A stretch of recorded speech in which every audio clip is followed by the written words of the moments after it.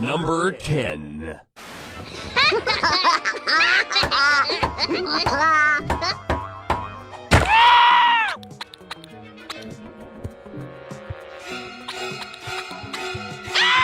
No, Maggie, bad baby! In this episode, back in 1990, Marge is not happy with Itchy and Scratchy. She believes that the show is promoting violence to children and organizes a protest.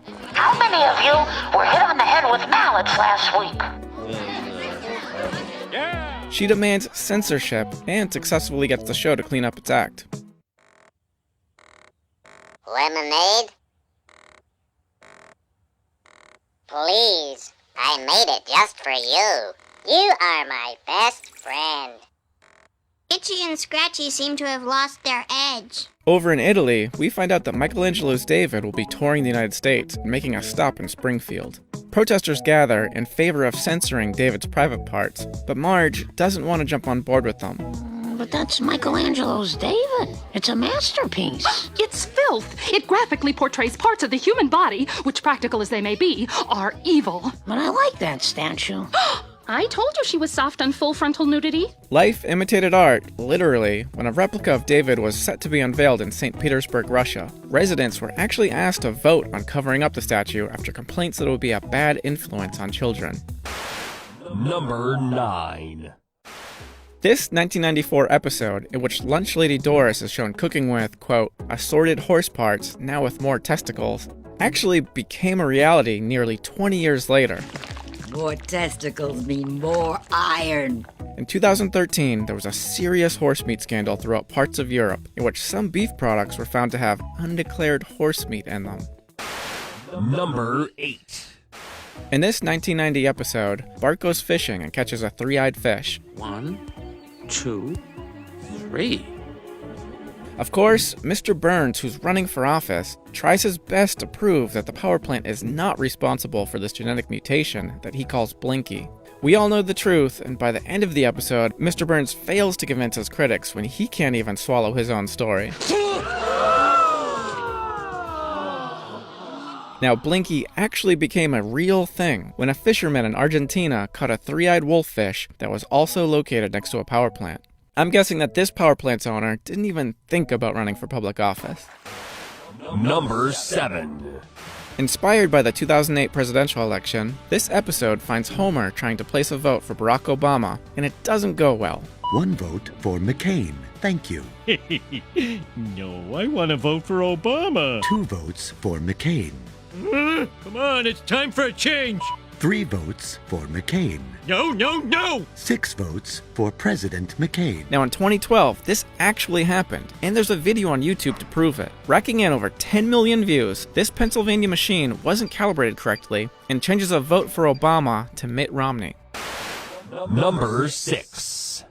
Over the last 30 years, the Simpsons have predicted the outcome of a whole bunch of sporting events. That includes some Super Bowl winners, halftime performers, and even Olympic curling. In this 2010 episode, Homer and Marge try out for the U.S. Olympic curling team after discovering their newfound love for curling. They team up with Agnes and Seymour Skinner, and surprisingly, they're so good that they qualify for the 2010 Vancouver Winter Olympics. The team faces off against Sweden and wins gold behind Marge's fantastic play. Take that, Sweden! Tell me how my ice tastes! Some 8 years later, this actually became a reality. The U.S. men's curling team beat heavily favored Swedes to win gold in South Korea. Number 5. Turns out that the Simpsons writers are also mathematicians, apparently, because Homer discovered the Higgs boson before anyone else. Homer was a good 14 years early on the God particle, which explains how everything in the universe has mass. In a 1998 episode, Homer becomes an inventor and is shown at a chalkboard with an extremely complicated equation. Unbelievably, this equation actually predicts the Higgs boson, or something extremely close to it. Believe me, it's incredible. If you try and check that, if you have a phone calculator and you try and check it, it actually works. And it's co-signed by Dr. Simon Singh, author of The Simpsons and Their Mathematical Secrets. Number 4. I'm the mascot of an evil corporation. Get down from there. Back in 1998, director Ron Howard pitches Homer's screenplay to producer Brian Grazer at 20th Century Fox. It's about a killer robot driving instructor that travels back in time for some reason. Sold! Howard, you've done it again. Now, pay close attention to the sign at the beginning of this scene. The Fox Studio logo is quoted as a division of the Walt Disney Company. Almost 20 years and more than $50 billion later, this Disney-Fox deal is a reality, as Mickey Mouse and Company continue their war with Netflix for your entertainment attention. Homer Simpson here, proud addition to the Disney family and soon appearing on Disney+. I, for one, salute our new corporate overlords. Now, family, put on the mouse ears. Number 3. This 1993 Season 4 episode, Margin Chains, really is interesting.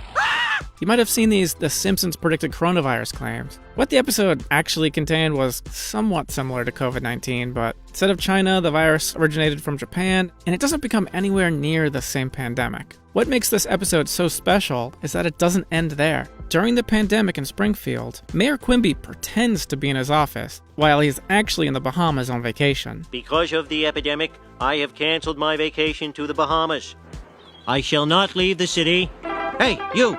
Get that steel drum out of the mayor's office. Sorry, Mon. In 2020, this came true in Austin, Texas, where Mayor Steve Adler told people to stay home while he was on vacation chilling in Mexico. And you might have heard of something similar happening recently again with Texas Senator Ted Cruz sneaking off to Cancun during a crisis. I have had it with these motherfucking snakes on this motherfucking plane. Following an uproar over his disappearance, he returned to Texas in less than 24 hours and said it was a mistake.